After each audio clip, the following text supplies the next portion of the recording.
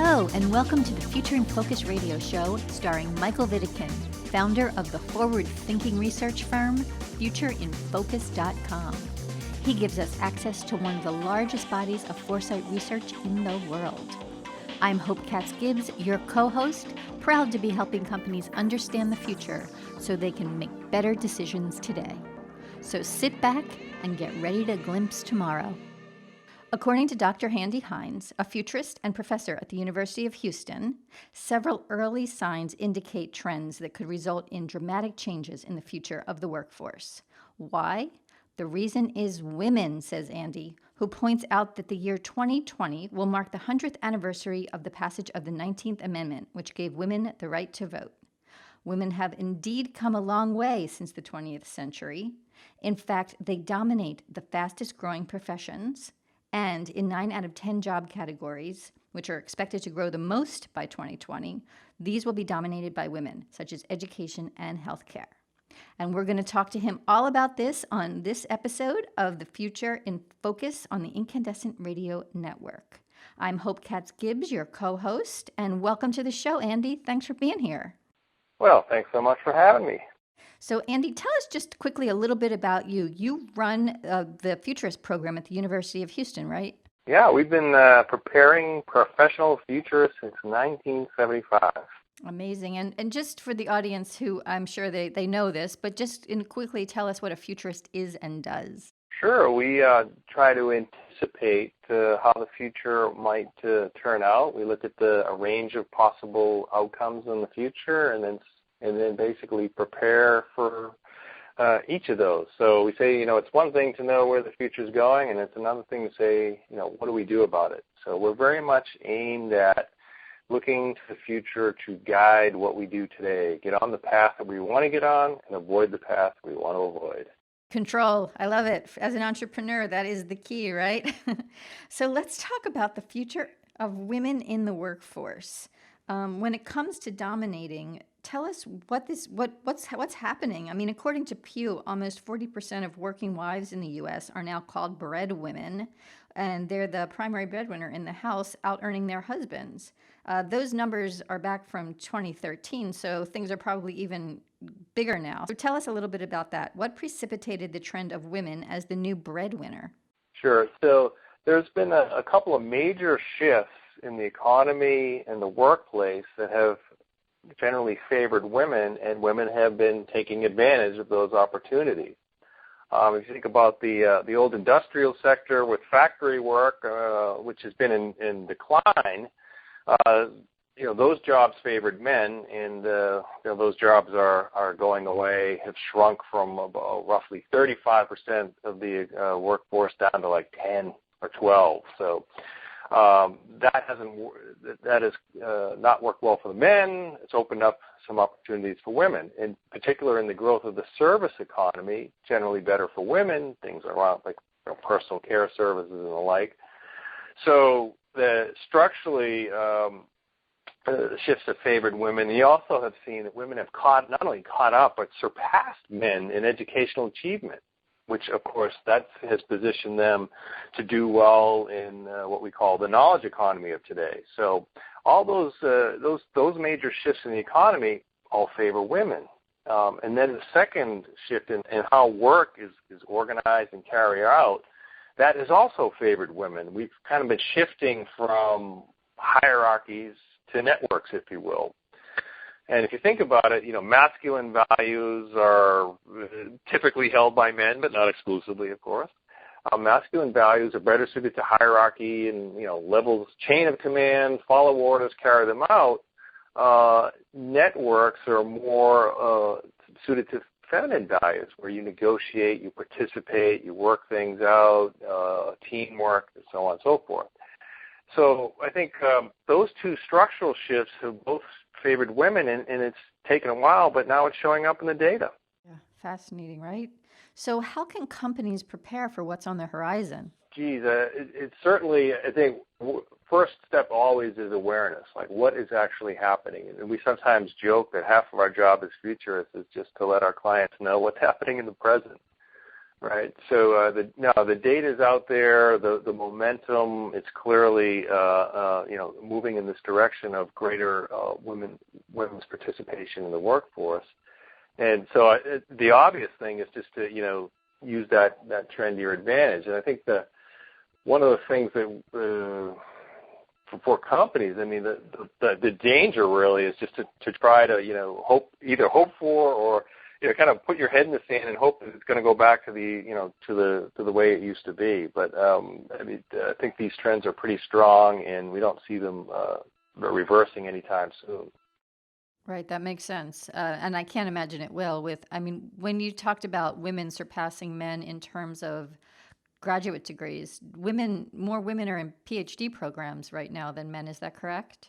That is correct. I mean, just almost across the board in educational, you name the category, women are generally doing better. That's fascinating. Go sisters. So what are some of the drivers behind this movement? Well, certainly I would say that, in terms of, in education, it's the same thing. If you look at the data and there's, small incremental changes over time that gradually gain a critical mass. And we've heard a lot about, how we are kind of reshaping how we do teaching and learning and the whole experience. And again, I think here, too, there's a structural shift in how we're doing education that also favors women. There's a much greater emphasis in the classrooms these days on, teamwork and, getting along with others. So a lot of the skills that we're now teaching in the classroom, creativity, critical thinking, again, tend to favor women, and thus, those structural shifts that have favored women are taking advantage of the opportunities, and those are the outcomes that we're seeing. So we mentioned a couple of industries where women already dominate. We talked about healthcare and education. What are some of the other fastest growing professions that women are taking the driver's seat on? Broadly speaking, one of the categories is in terms of starting new businesses. So we talked earlier about what organizations need to do, and I think one way we could answer that question that ties in here is remove the barriers to women in leadership positions. I mean, if there is an area where things are still dicey, it's certainly in terms of women in leadership positions. And what we've seen is, in a sense, is that women are not putting up with the foolishness of glass ceilings and obstacles to their rise in larger organizations. Just saying, the heck with it, I'll go start my own business. And so we've seen a great rise in women-owned businesses, and as you know yourself, right, as someone who's as an entrepreneur yourself and starting your own business. So we've seen that that as a category is one of the interesting developments about women's participation in the workforce. If they see an obstacle and they don't have the inclination to fight it, well, great, I'll go start my own business. Yeah, that's great. And there's a ton of women that I know have started their own business. I think the key is to be able to run a business and you have to be multifaceted to be able to do that successfully. So it doesn't fit for a lot of women. So I think a lot of them still are fighting that battle. Are you forecasting that women are going to get into those C-level positions sooner than later? I would say sort of like a yes and no. So if we go back to that notion of the hierarchy versus the network, I mean, it's a broad generalization, but when you look at the old style hierarchies, I just don't see that as necessarily promising a route for women. And essentially, the key to success is, if you will, becoming masculine. Kind of engaging your masculine characteristics to kind of climb up the ladder that way. But when we look at the emerging kind of network model organization that, again, fits well with women's natural inclinations, yes, I think indeed we will see them there.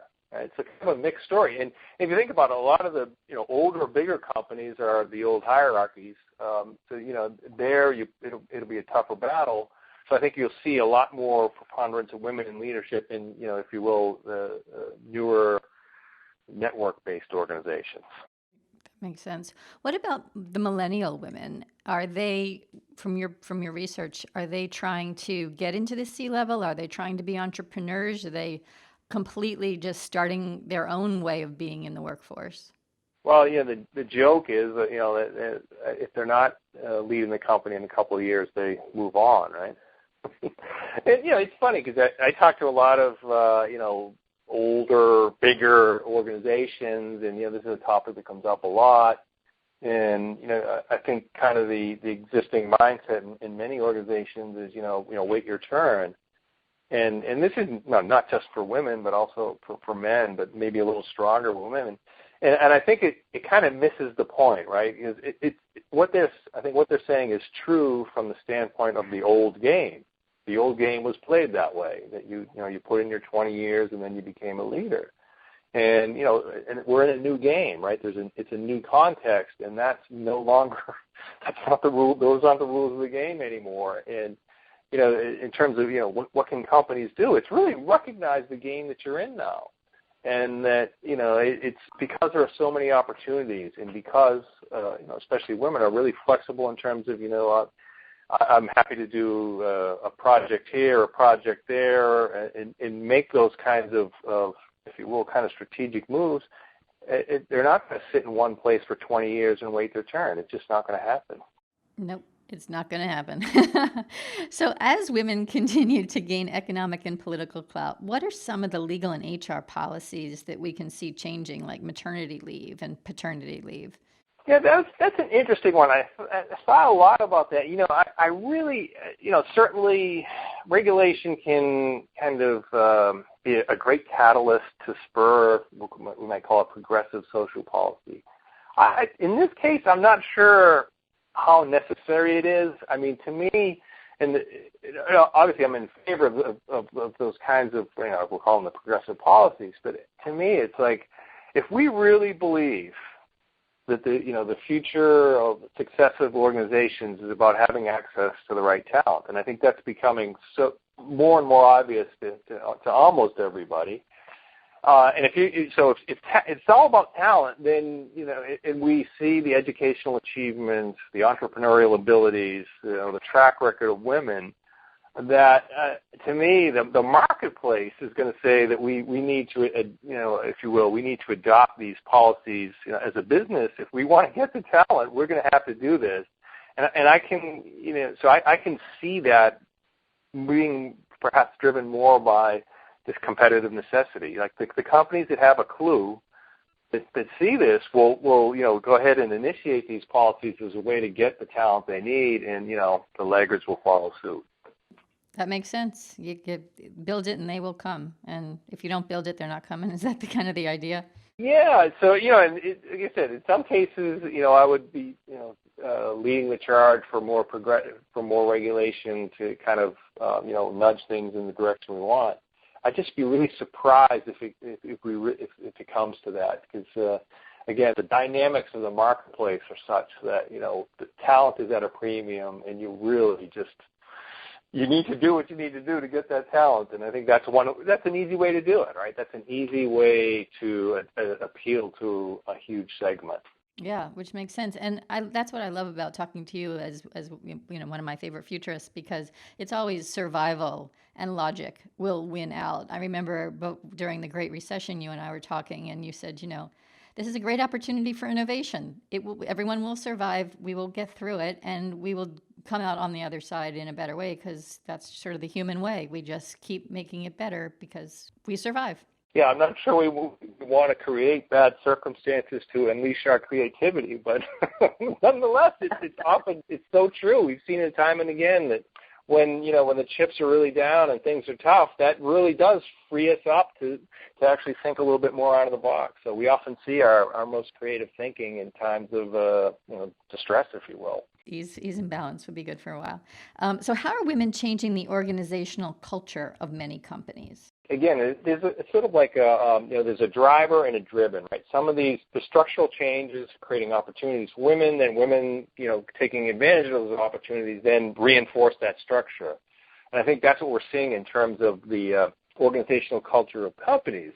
As we move to a network type, more of a network type organization where we have smaller core workforces, more temporaries, part-timers, project workers, alliances, right? So there's a smaller core, larger network that fits well with the needs of women, so that it's a structure that works well for them. So it kind of reinforces what's already happening.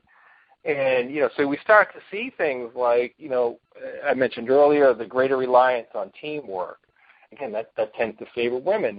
In the old days, you had the brilliant lone individual who, was allowed to be a curmudgeon because, they contributed some unique knowledge. But, nowadays, those kinds of folks who can't work with others they can't survive anymore. They cannot survive inside an organizational culture. So, teamwork is of the essence, right? So those, we see other kinds of, we'll call them feminine characteristics, like, greater input, an appreciation for more diverse input.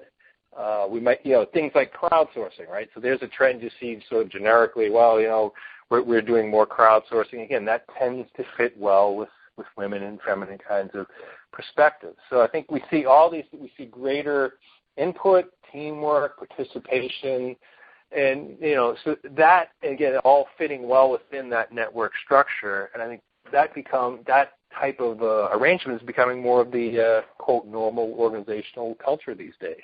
Did you see this trend coming decades ago when you first got into being a futurist? Absolutely. And that, that's one of the fun parts of, hanging around in the game long enough, is some of the stuff that you saw like a long time ago. And, when you first talk about an emerging trend or an emerging issue, a lot of times people look at you like you're, a little crazy. And then to see how that then unfolds. I mean, we've been talking about project, the move to project work, and self-organizing teams and things like this. We've been talking about for 20 years, as you suggested, and now it's here. Now it's actually, when you visit an organization that's still in the old hierarchy and bureaucracy mode, it looks anachronistic. Right? It looks weird now. So I think that kind of tells us that I think we've tipped the scales. The critical mass has gone in the direction of the network structure. It's fascinating and really just fabulous to see as a woman, especially. So, but last but not least, so how is this impacting men? Well, as we said, crisis creates opportunity. So there is an opportunity for men who can kind of look at what's going on and kind of get the clue, right? I mean, there's nothing. It should be said and reinforced right here and now that, like, if we can separate, feminine values and masculine values and say that, that anyone can have either. And I think it's the feminine values that tend to be held more by women, but not exclusively, that are well fit in with these structural changes. So, men who can move in that direction towards, again, participation, diversity, self-expression, those kinds of values and characteristics that are, favoring women, men can do that too.